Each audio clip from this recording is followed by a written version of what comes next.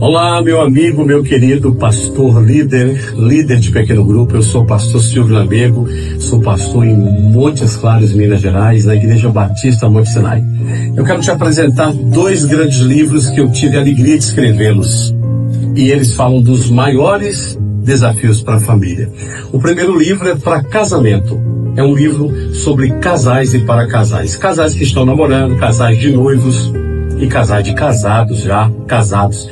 Meu para ímpar, celebrando as diferenças que glorificam a Deus. Nesse livro eu abordo muitos assuntos sobre casamento. Esse livro tem sido adotado por alguns colegas pastores na Escola Bíblica Dominical, isso mesmo, e também em estudo de pequenos grupos para casais. Vale a pena você conferir. Se você quiser saber de mais detalhes, você pode entrar em contato conosco pelo site que aparece aí no vídeo, sanlaeditora.com.br, ou então falar conosco via o WhatsApp que aparece aí no seu vídeo. Outro livro imperdível, eu quero indicar para você, meu amigo, meu colega, pastor líder de pequeno grupo, é esse livro, recém-escrito, agora lançamento novinho do mês de maio desse ano, Pais Discipuladores, Filhos Multiplicadores. Esse livro eu abordo sobre o discipulado de pai para filho. Nós falamos muito de discipulado de pessoas e é importante fazê-lo, mas às vezes só negamos o maior discipulado de todos, que é discipular filhos para Deus. Queremos que os filhos sejam discípulos de Cristo, olhando para nós e vendo em nós uma vida de adoração ao Senhor. Por isso eu desafio você. Tem igrejas que têm adquirido uma caixa. Se você quiser adquirir a caixa do livro, a gente manda ela para você sem custo nenhum. E você paga em 2 vezes no boleto. Graça e paz, meus irmãos. Aqui é o pastor Rafael, pastor da Segunda Igreja Batista de Alagoinhas, Bahia. Nós adquirimos o livro do pastor Silvio, Pais Discipuladores, Filhos Multiplicadores. Esse livro chegou num momento muito oportuno para nós, pois estamos investindo no discipulado na igreja e trabalhando também de maneira específica no discipulado na família. E esse livro vem como uma ferramenta importante para o uso nesse novo propósito da igreja de trabalho de formação de discípulos. Então, motivo você também a adquirir esse livro.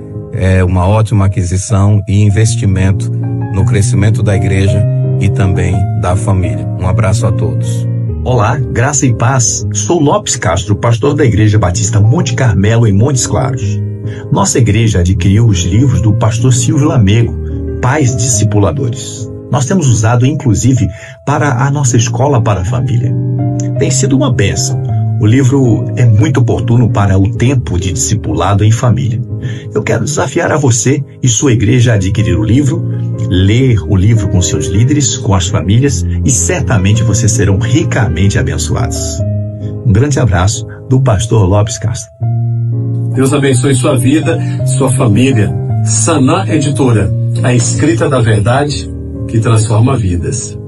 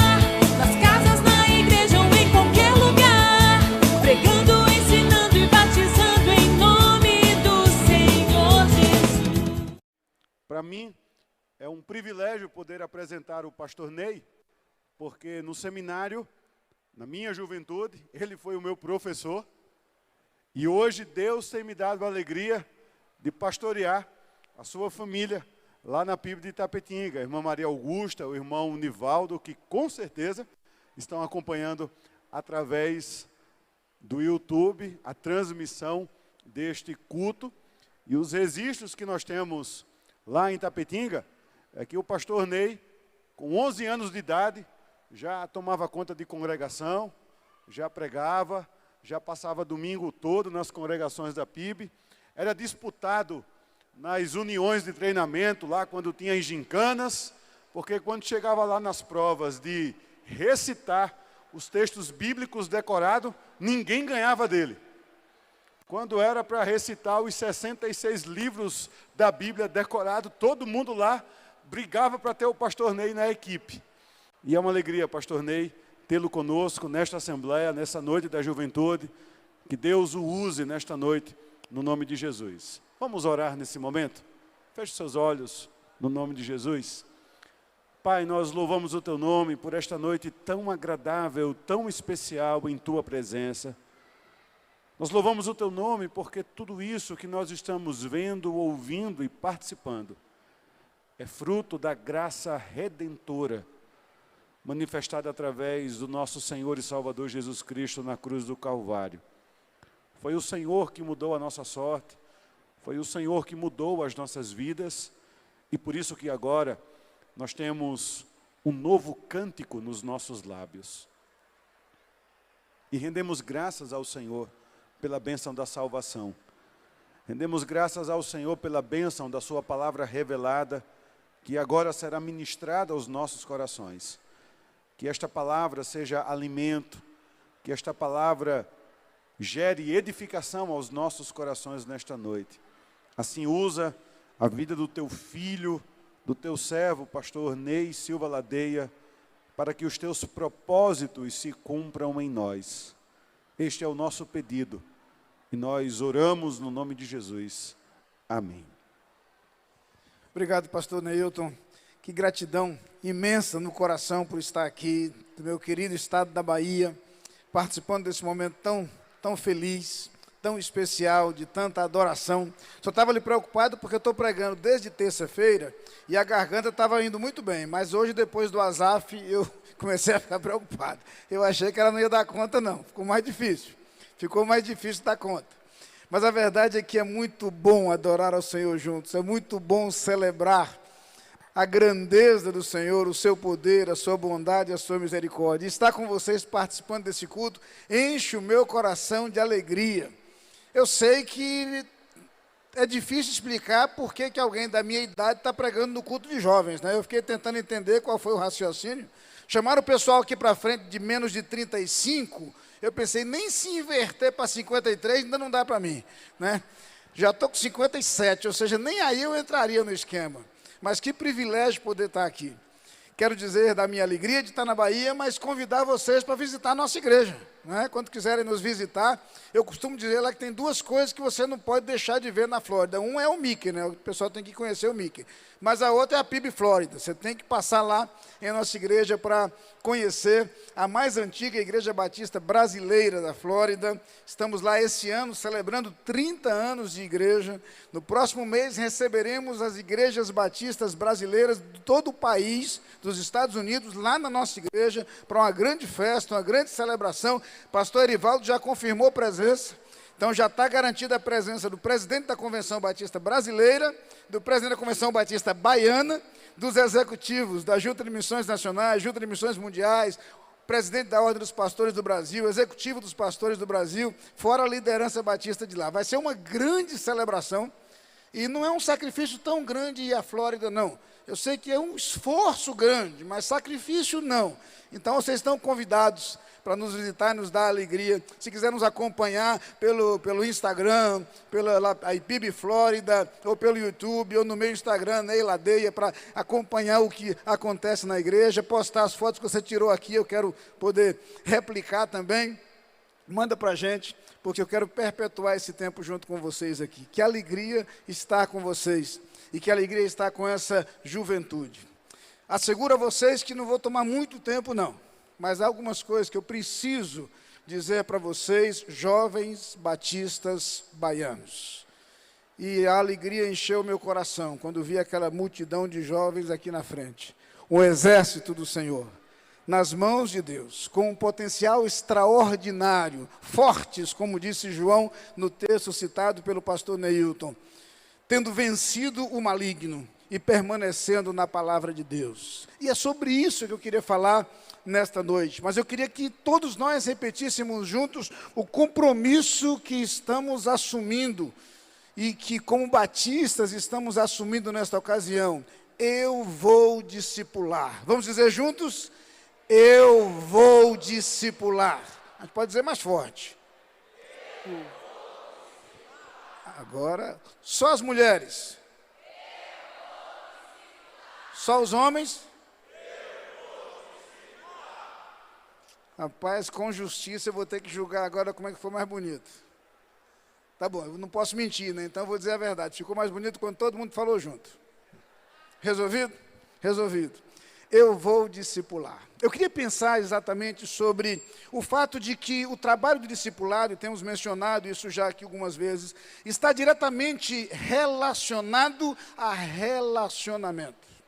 Discipulamos através dos nossos relacionamentos. E eu queria lembrar claramente para vocês que, por uma série de razões, os jovens têm mais potencial, os jovens têm mais oportunidade, os jovens têm mais impacto, os jovens podem fazer uma grande diferença. E o que quero desafiá-los nesta noite é a considerar a necessidade de ser jovens capazes de fazer diferença onde Deus os colocar. Que sejamos capazes de fazer diferença nos lugares onde vivemos. Que sejamos capazes de fazer diferença na vida das pessoas com quem convivemos.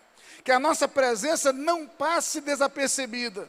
Que a nossa passagem na vida das pessoas não seja sem deixar marcas, mas que sejamos vistos e lembrados permanentemente pelas marcas que fomos capazes de deixar no ambiente por onde passamos e nas vidas com as quais convivemos.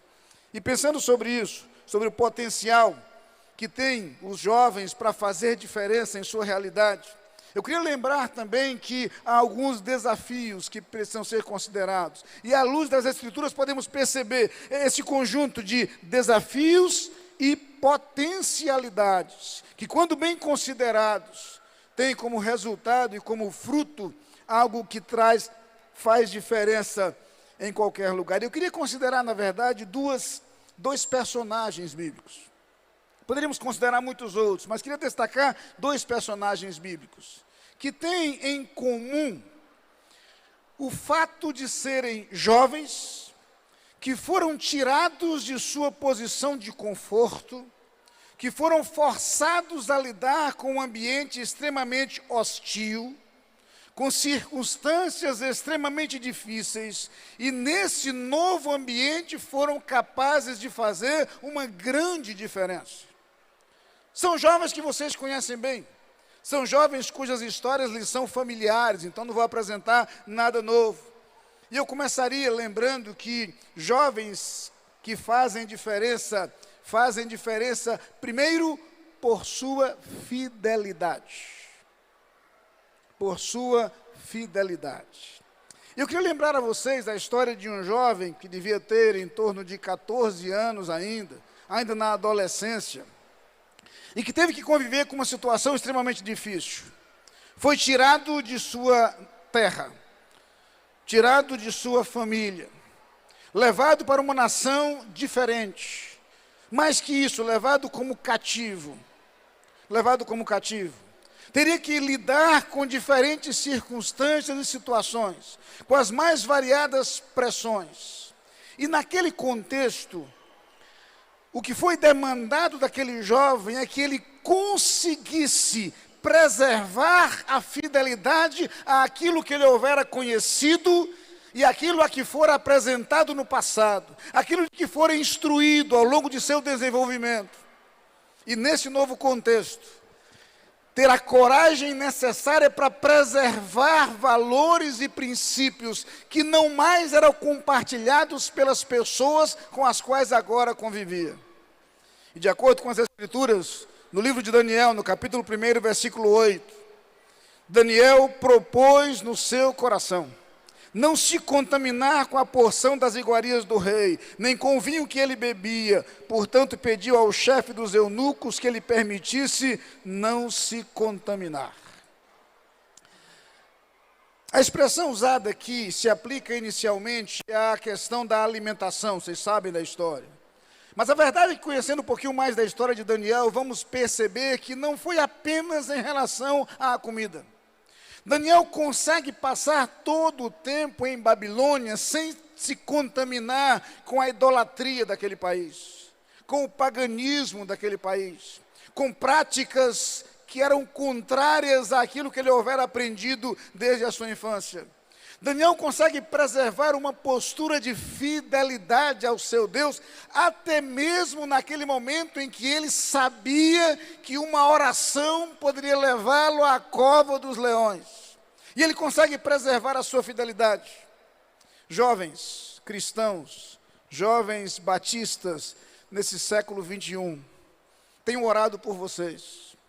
Sei que vocês têm diante de si o desafio gigantesco de conviver com uma sociedade que tem combatido os valores cristãos, que tem rejeitado os valores cristãos, e o fazem de forma terrível, de forma terrível.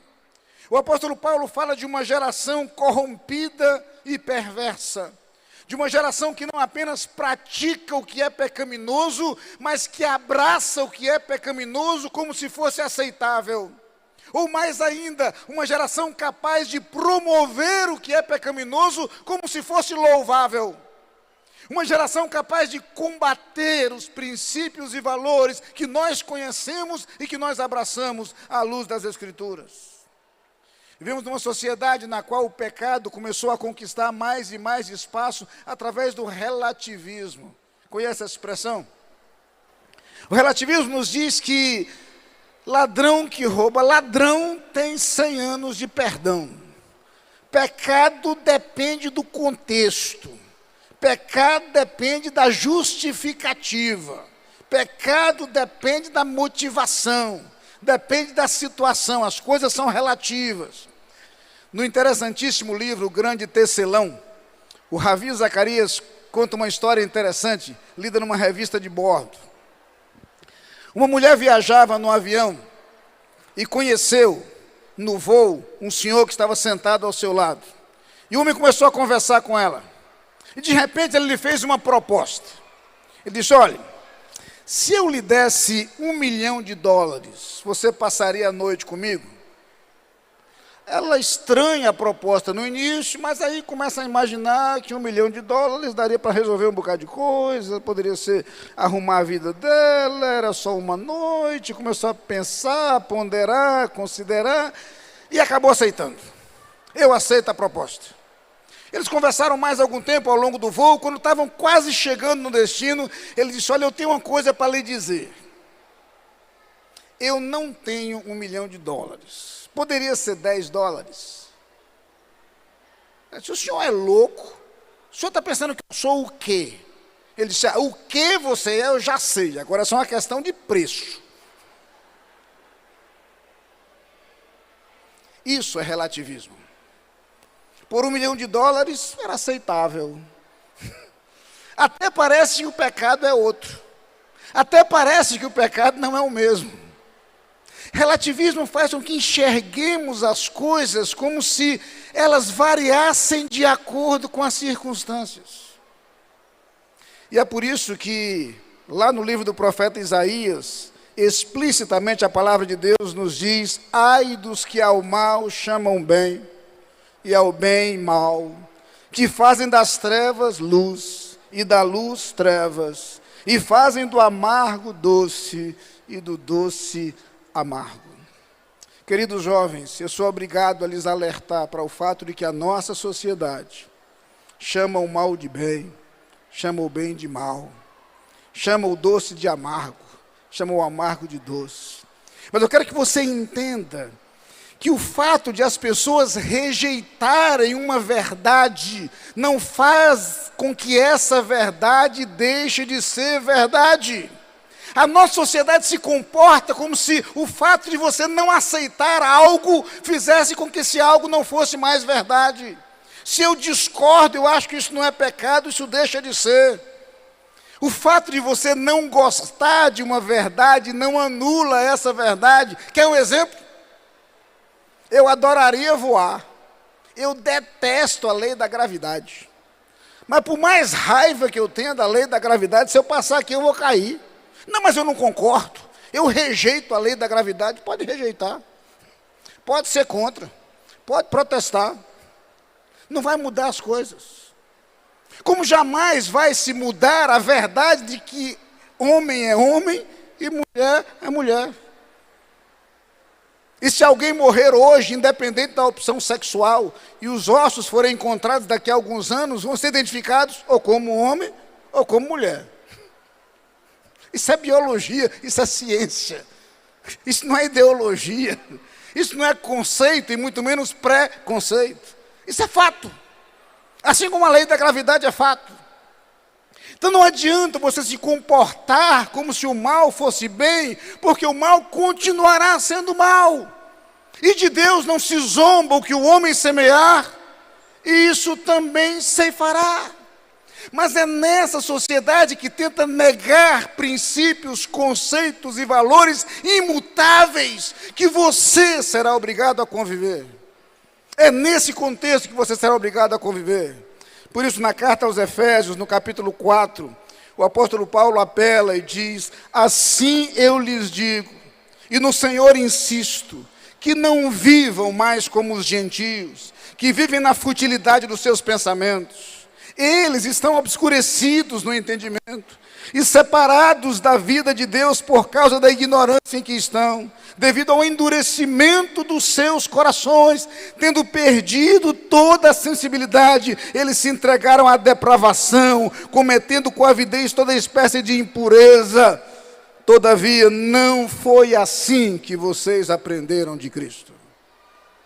Jovens, eu sei que vocês conviverão num ambiente onde as pressões tentarão levá-los a aceitar os conceitos que a sociedade abraça. Não cedam a essas pressões. Para usar a expressão de Paulo lá em Romanos 12, não vos conformeis a este mundo. Não assimilem a forma que o mundo tenta impor e imprimir sobre vocês. E deixe-me dar uma dica para vocês. Vou cobrar nada. Dar uma dica para vocês. A física ensina que a única forma de algo resistir a uma pressão externa é se houver uma pressão interna igual ou maior que a pressão externa. Está claro isso? Ok?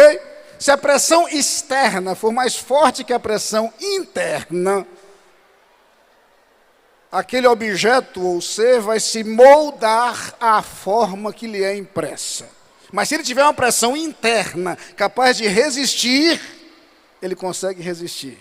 E é por isso que o apóstolo Paulo diz lá em Filipenses 4:8, tudo que é verdadeiro, tudo que é honesto, tudo que é justo, tudo que é puro, tudo que é amável, tudo que é de boa fama, se há alguma virtude, se algum louvor existe, seja isto o que ocupe o vosso pensamento. Eu preciso encher a minha mente, o meu coração daquilo que é saudável e daquilo que agrada a Deus, porque somente assim eu conseguirei ser fiel ao meu Deus e aos seus princípios. E Daniel se destaca por sua fidelidade. Daniel se destaca porque as pressões externas não interferem naquilo que ele conhece e naquilo que ele abraçara desde a sua infância. Mas eu queria mencionar uma outra coisa. Jovens podem fazer diferença por sua integridade. Integridade. Não apenas o apego àquilo que me foi ensinado e a preservação desses valores, mas a capacidade de lidar com a tentação sem me corromper. E aqui eu quero mencionar um outro jovem. Este, José, geralmente conhecido por nós como José do Egito, para diferenciar dos outros Josés da Bíblia, né? Os José geralmente têm algum apelido para a gente saber que José é. E a verdade é que de acordo com o livro do Gênesis, no capítulo 39, José passa por uma prova de fogo. Ele havia sido vendido como escravo pelos irmãos, acabou de trabalhar na casa de Potifar. Na casa de Potifar ele consegue alcançar uma posição de mordomo, de maior da casa, de gerente da casa, de administrador dos bens de Potifar. E a partir do versículo 6 de Gênesis 39, nós lemos o seguinte: Potifar entregou nas mãos de José tudo o que tinha, e não se preocupava com nada, a não ser com a comida que comia. José era um belo tipo de homem, simpático. Algum tempo depois, a mulher do seu dono começou a cobiçar José. Um dia ela disse: venha, vamos para a cama. Ele recusou, dizendo assim: escute, o meu dono não precisa se preocupar com nada nessa casa, pois eu estou aqui. Ele me pôs como responsável por tudo que tem. Nessa casa eu mando tanto quanto ele. Aqui eu posso ter o que quiser, menos a senhora, pois é mulher dele. Sendo assim, como poderia eu fazer uma coisa tão imoral e pecar contra Deus? José não apenas é fiel, como Daniel fora, mas ele é um homem íntegro. E integridade tem a ver com aquilo que a gente é quando não tem ninguém olhando. Integridade tem a ver com aquilo que a gente faz quando não há vigilância. Você certamente conhece a historinha daquele camarada que chegou no lugar que era proibido retornar. Ele fez a volta ligeirinho. Quando ele fez a volta, o guarda apitou. Mandou ele parar. Meu senhor, o senhor não viu a placa dizendo que é proibido retornar? Ele disse: seu guarda, para ser sincero, a placa eu vi. Eu não vi, foi o senhor. Se eu tivesse lhe visto. Quando fazemos as coisas porque existe sanção, nós muitas vezes fazemos não por integridade, mas por imposição. Integridade é aquilo que nós somos quando não estamos sendo vigiados. Lembro-me de uma vez que eu estava ouvindo o rádio no carro, faz anos, eu morava no Brasil ainda. Eu estava ouvindo a CBN, eu gostava de ouvir notícias durante o dia no carro. E o repórter estava entrevistando uma outra repórter que estava em Montevidéu, no Uruguai. E ele entrevistando ao vivo, ele perguntou: e aí, já foi ao cassino? Ela disse: não, eu não vou a cassino. Ele disse: não, mas aí é permitido, no Brasil é proibido, mas aí é liberado, aí você pode ir. E ela disse: não, eu não vou a cassino, porque eu tenho uma formação protestante, eu não vou por princípio, não é porque é proibido. Eu não vou a cassino porque eu aprendi que dinheiro se conquista com trabalho. Não é porque eu estou num lugar que é permitido, ou porque eu estou num lugar que não tem vigilância, ou porque eu estou num lugar que ninguém vê. Integridade é uma vida na qual nós seguimos aquilo que Deus nos propõe, independente das circunstâncias que nos cercam. A mulher de Potifar tenta seduzir José, conhecemos a história, ele resiste, ele chega a fugir, é acusado injustamente, é preso injustamente, mas preservou a sua integridade. José era jovem, muito jovem ainda, certamente com todas as desculpas para ceder à tentação. Eu comentava na ordem que uma das desculpas que o diabo conseguiu colocar em nossa sociedade, você deve ter ouvido falar sobre isso, é um negócio chamado tentação irresistível. Já ouviu falar? Tentação irresistível é igual ao Papai Noel. Nunca existiu. Não existe isso. A Bíblia diz claramente que Deus é fiel e Ele não nos deixará tentar acima do que podemos suportar, mas com a tentação virá também o escape. Nós podemos resistir à tentação, não sem ajuda, mas Deus se propõe a nos ajudar. José preserva a sua integridade, embora fosse um jovem, e a Bíblia nos ensina o caminho. Eu queria voltar, depois de ter falado tanto ontem já sobre o Salmo 119, mas não resisto à tentação, me deixa usar só 2 versículos dele de novo, porque o Salmo 119, no versículo 9, diz: como purificará o jovem o seu caminho? Com que purificará o jovem o seu caminho? Observando conforme a tua palavra. E mais adiante o versículo 11 diz: escondi a tua palavra no meu coração, para eu não pecar contra ti. Jovens que fazem diferença, que deixam marca, são jovens que têm fidelidade, são jovens que têm integridade. Jovens que não se moldam pela visão da cultura onde estão inseridos.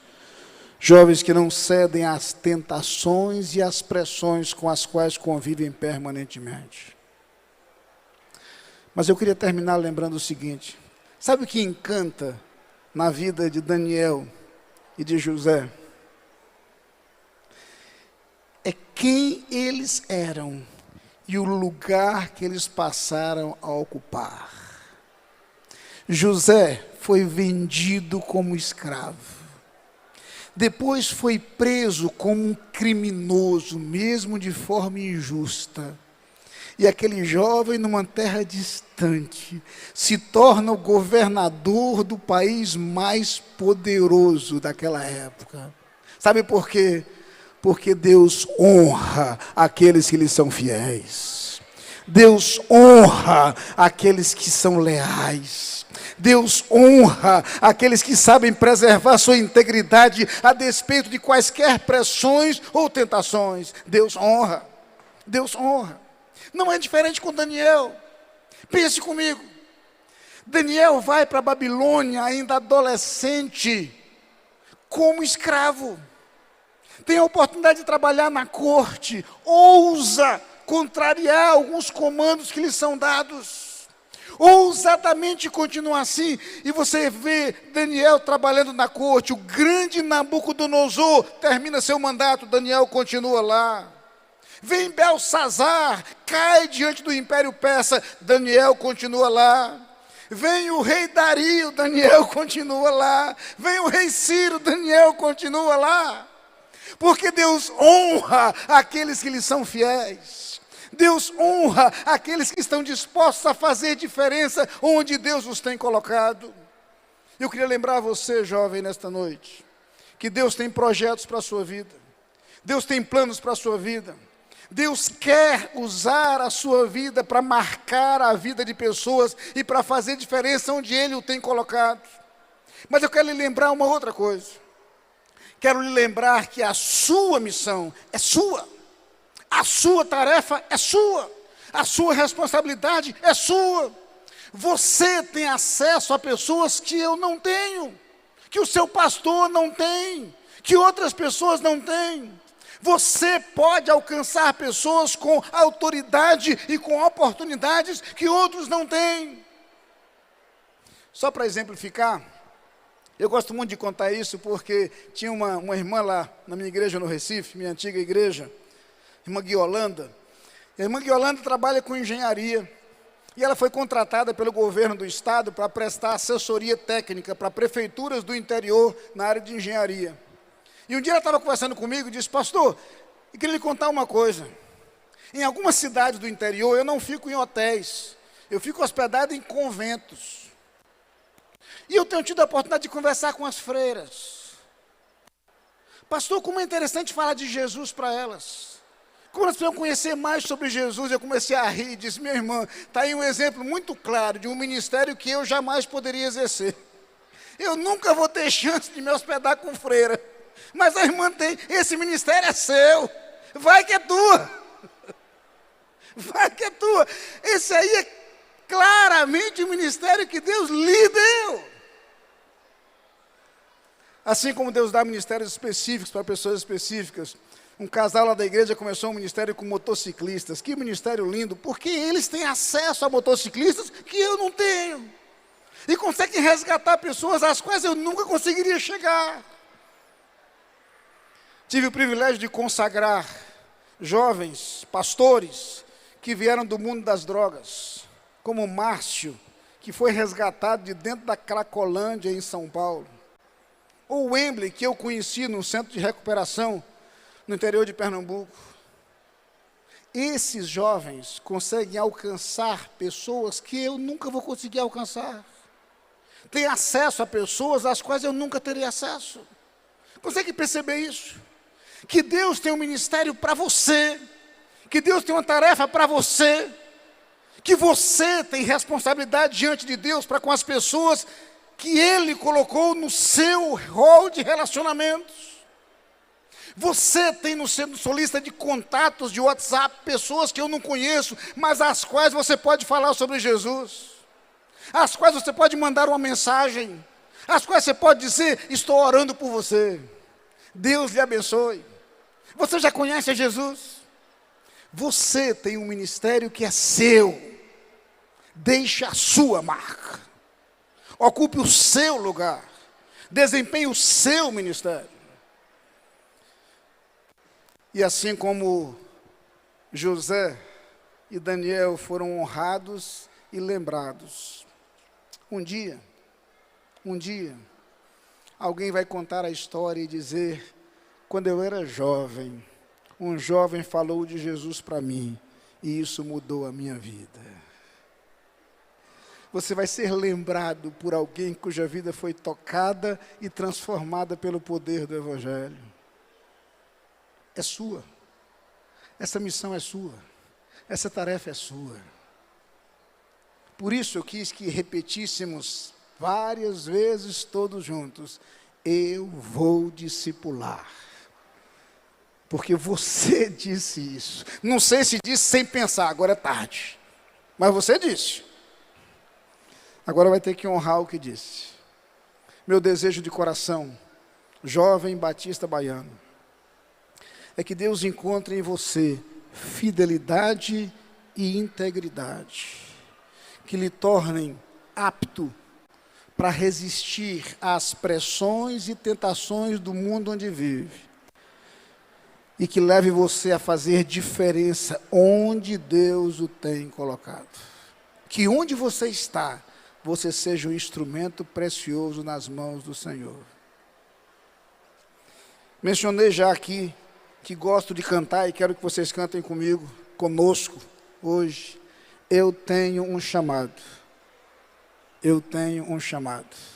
Mas eu quero que você cante lembrando que você está cantando isso na primeira pessoa do singular. Você não está falando do meu chamado, do seu. Você não está falando do chamado dos outros, você está falando do seu. Nós não estamos falando de compromisso coletivo aqui. Eu quero agora um compromisso pessoal. Neste momento, eu quero lançar um desafio. E se você, jovem, ou que não é mais tão jovem assim, você que já tem os cabelos tão brancos quanto os meus, ou você cujos cabelos se jogaram para não ficar brancos, independente da sua idade, eu queria desafiar você a assumir um compromisso diante de Deus agora, e a dizer: Senhor, eu sei que Tu tens me dado uma missão, eu sei que há pessoas às quais eu posso marcar e influenciar, na minha família, na minha escola, no meu trabalho, na minha vizinhança, na minha lista de contatos, e eu quero ser instrumento Teu para abençoar alguém. Eu quero ser instrumento Teu para marcar a vida de alguém. Eu quero ser instrumento Teu para influenciar a vida de alguém. E se você está pronto a dizer isso, eu quero desafiar você a ficar de pé onde você está, porque você vai cantar comigo: eu tenho um chamado. E você vai cantar dizendo para Deus: eu reconheço a minha tarefa, eu reconheço a minha missão, e eu quero realizá-la. Eu quero cumprir aquilo que tens colocado em minha mão. E nós vamos orar agora, antes de cantar, porque eu quero orar por cada um de vocês. Pai querido, Teus filhos se colocam diante de Ti nesse instante. Pai, são filhos Teus que nesse momento se colocam de pé, para Te dizer, Senhor, que reconhecem, e reconhecem com gratidão o que Tu tens feito por nós. Mas para Te dizer, Senhor, também, que reconhecem a tarefa e a missão que Tu lhes tens confiado. Oh Pai, nós queremos Te dizer agora, cada um de nós quer Te dizer agora: eu quero ser um instrumento nas Tuas mãos. Eu quero ser bênção onde Deus me colocar. Eu quero marcar as pessoas a quem eu conheço. Eu quero marcar o ambiente onde eu vivo. Eu quero fazer diferença. Eu te peço, Pai, que Tu protejas cada um desses jovens neste lugar. Protege o Senhor das pressões, das tentações. Ó Pai, como é difícil lidar com um contexto que é tão contrário, com tantas pressões e com tantas dificuldades, numa sociedade que se distancia cada dia mais da Tua palavra. Ó Pai, como é difícil para esses jovens preservarem sua integridade, manterem sua fidelidade a Ti. Ó Pai, fortalece-os, sustenta-os. Usa, Pai, pessoas para estarem ao seu lado. Usa, Pai, influências positivas para que suas vidas sejam vividas de acordo com a Tua vontade. Ó Pai, cada um de nós agora, jovens ou não tão jovens assim, cada um de nós quer Te dizer agora: eu reconheço o meu chamado, eu vou discipular, eu quero marcar a vida de alguém, eu quero ser o instrumento nas Tuas mãos. Ouve a nossa oração, realiza isso em nossas vidas. Eu peço no nome de Jesus. Amém. Vamos cantar Eu Tenho um Chamado. Eu não vou parar, a estrada é muito longa, vou continuar. Mesmo em meio às lutas, eu não estou só, te sinto aqui.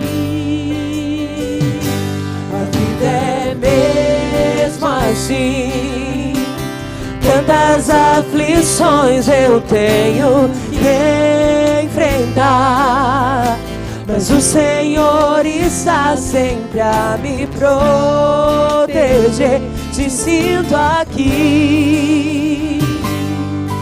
Quando o vento sopra contra mim e os problemas tentam me abater, eu me lembro o grande eu sou me enviou.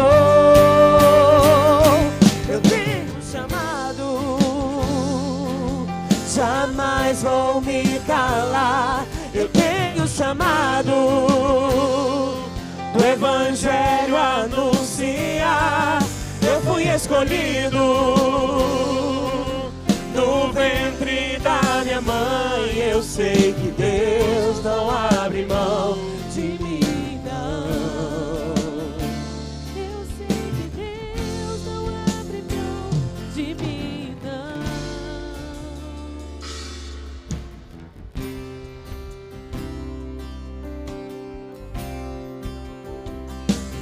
Eu não vou parar, a estrada é muito longa, vou continuar.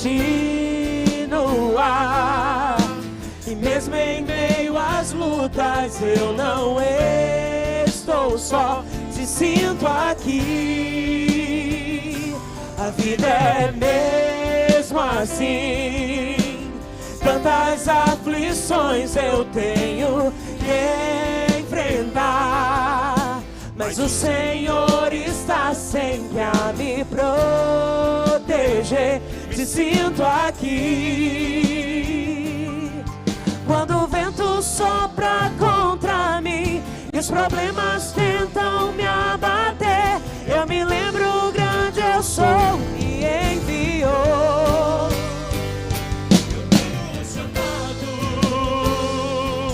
Jamais vou me calar, eu tenho chamado o Evangelho anunciar. Eu fui escolhido no ventre da minha mãe. Eu sei que Deus não abre mão de mim, não. Há muito pra fazer, não há mais tempo pra olhar pra trás.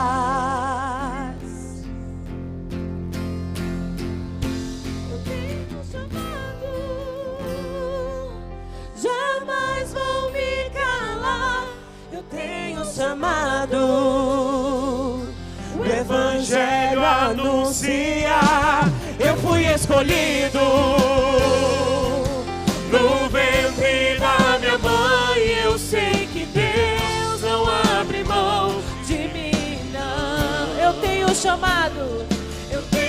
chamado,